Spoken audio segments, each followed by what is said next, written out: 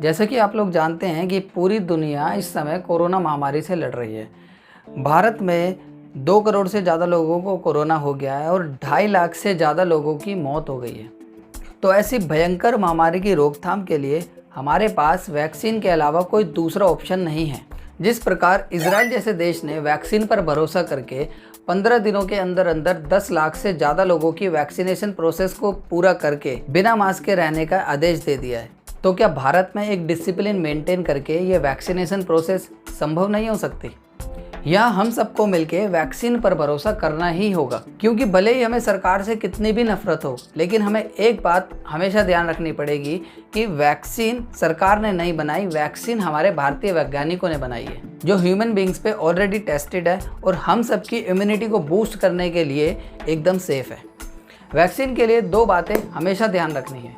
First, it decrease the rate of infection. ये Covid infection को कम करने में सक्षम है। It gives us good amount of protection against the virus से लड़ने के लिए ये एक टाइप की प्रोटेक्शन शील्ड हमें प्रोवाइड करता है। तो अब आपके मन में बहुत सारे सवाल आ रहे होंगे कि क्या कोरोना वैक्सीन हमें लगवानी चाहिए या नहीं लगवानी चाहिए, कोरोना से दुष्प्रभाव क्या क्या है, इस वैक्सीन को लगाने के बाद लोगों की मौत हो रही है, यदि हमें पहले से कोई बीमारी है तो क्या हमें ये वैक्सीनेशन प्रोसेस लगवानी चाहिए या नहीं लगवानी चाहिए। इसी तरीके के सारे सवालों का जवाब देने के लिए यह वीडियो आपके लिए है। तो वीडियो को बिना स्किप किए पूरी एंड तक देखना, आपके सारे डाउट्स क्लियर हो जाएंगे। तो बिना टाइम वेस्ट किए शुरुआत करते हैं वीडियो की। मेरा नाम है Gautam, welcome to my channel.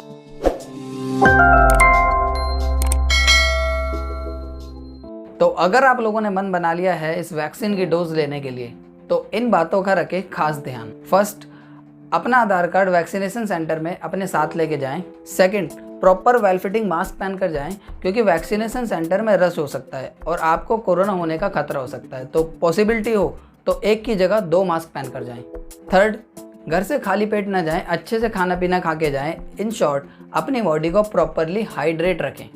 As you know, ये वैक्सीन अपर आर्म पे लग रही है, तो कंफर्टेबल और थोड़े से लूज कपड़े पहन कर जाएं।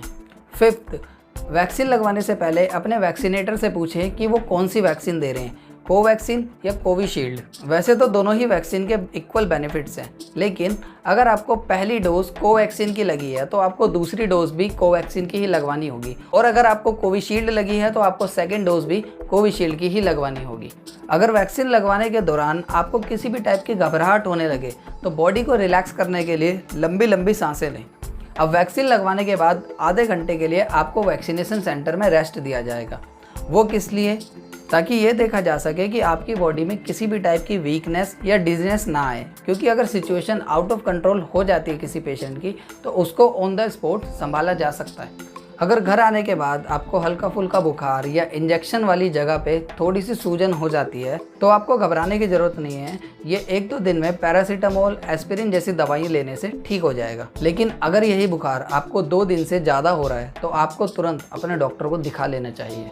किसी किसी कंडीशन में वैक्सीन लगवाने के बाद एडवर्स रिएक्शन भी देखने को मिले हैं, जिसे हम एनाफिलैक्सिस बोलते हैं।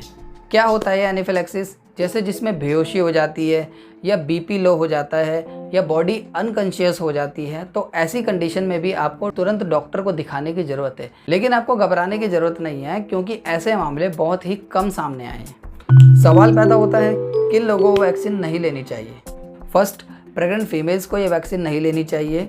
सेकेंड, ऐसे लोगों को भी नहीं लेनी चाहिए जिसे किसी भी टाइप की एलर्जिक रिएक्शंस हो। थर्ड, ऐसे लोग जिन्हें वैक्सीन की पहली डोज लेने के बाद किसी भी टाइप के साइड इफ़ेक्ट हो गए हों। अब कुछ बातें मैं बता रहा हूँ जो आपको याद रखनी है। अगर आपको कोविड इन्फेक्शन हो गया है तो आपको ऐसी कंडीशन में अपनी वैक्सीन विदहोल्ड करनी है। आपको अपना पूरा इलाज कराना है और 4 से 6 हफ्ते बाद ही अपनी वैक्सीन लेनी है। अगर आपने पहले से ही कोई और वैक्सीन लगवाई है तो उस वैक्सीन और कोविशील्ड में दोनों के बीच में गैप 2 हफ्ते से ज़्यादा होना ज़रूरी है। अगर आप लोगों ने वैक्सीन लगवा ली है तो ये बिल्कुल ना सोचें कि आपको कोरोना नहीं हो सकता। वैक्सीन लगवाने के बाद भी चांसेस हैं कि आपको कोविड इन्फेक्शन हो सकता है। तो जब तक कोविड इन्फेक्शन पूरी तरीके से हमारी कम्युनिटी से चला नहीं जाता तब तक हमें कोविड गाइडलाइंस फॉलो करनी पड़ेगी, जैसे हैंड सैनिटाइज़र यूज़ करना, मास्क पहनना, सोशल डिस्टेंसिंग मेंटेन रखना। अगर आपको वैक्सीनेशन से पहले बुखार, सर्दी जुकाम, खांसी या गला खराब ऐसे किसी भी टाइप के लक्षण हैं तो भी आपको वैक्सीन नहीं लगवाने हैं। आपको पहले अपना इलाज करवाना है और उसके 14-15 दिन बाद ही वैक्सीन लगवानी है। और आपको वैक्सीनेशन तभी करवाना है जब आप पूरी तरीके से फिट फील कर रहे हो। अगर आप किसी भी चीज़ से रिकवर कर रहे हैं, जैसे आपका पेट खराब है या डायरिया है, if you are not feeling your best, तो आपको थोड़े गैप के बाद ही ये वैक्सीन लगवानी है।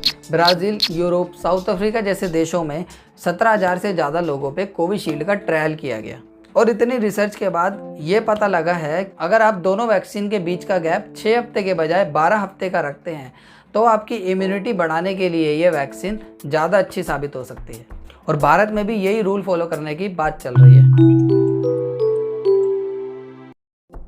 बात करते हैं सोशल मीडिया पे उठ रहे हैं अफवाहों के बारे में। आप लोगों ने फेसबुक, व्हाट्सएप वगैरह पे ऐसे मैसेजेस फॉरवर्ड होते हुए देखे होंगे जिसमें बात हो रही है कि मेल और फीमेल को ये वैक्सीन लगवाने के बाद बांझपन जैसी समस्या का सामना करना पड़ रहा है। तो इतनी रिसर्च के बाद ऐसा कोई एविडेंस, ऐसा कोई प्रूफ सामने नहीं आया है जिससे हम ये कह सकें कि इस वैक्सीन को लगवाने के बाद मेल या फीमेल में इनफर्टिलिटी की प्रॉब्लम सामने आ रही हो। जितनी भी वैक्सीन आई है पहले ह्यूमन बींग्स पे प्रॉपरली टेस्ट हुई है। वैक्सीनेशन प्रोसेस कोई ह्यूमन बींग्स के लिए न्यू नहीं है। वैक्सीनेशन तो पहले से ही चली आ रही है। जैसे बचपन में हमें वैक्सीन लगती है, polio, BCG, hepatitis A, hepatitis B, HIV और बहुत सारी वैक्सीन्स। र्यूमर्स इन सब वैक्सीन्स के साथ भी जुड़े हुए थे। In spite of that we all are perfectly living. और इन सब अफवाहों को अनदेखा कर हमें वैक्सीनेशन प्रोसेस के थ्रू अपनी बॉडी को मजबूत बनाना ही होगा और इस पैंडेमिक में कोरोना के खिलाफ लड़ाई लड़नी ही होगी।